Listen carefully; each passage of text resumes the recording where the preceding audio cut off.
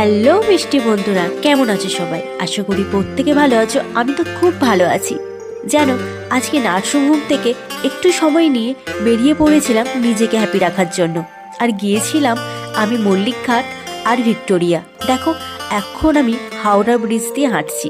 কি ভালো লাগছে জানো, আমার জীবনের প্রথমেই হাওড়া ব্রিজে পায়ে হেঁটে যাওয়া। সব থেকে বেশি ভালো লেগেছে এই মল্লিকঘাটে। কত মানুষজন, কত নিরিবিলি জায়গা, আবার দেখতেও যতটা সুন্দর, বসে থাকতেও ততটাই ভালো লাগছে।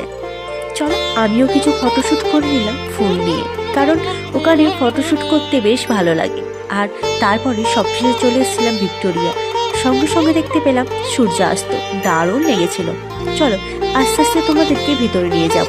আমি পুরো ভিক্টোরিয়ার ভিতরে যাওয়ার টিকিট কাটিনি, কারণ অনেকটাই দেরি হয়ে যাবে তাই। তো চলো, সবশেষে বাড়ির দিকে রওনা দিই।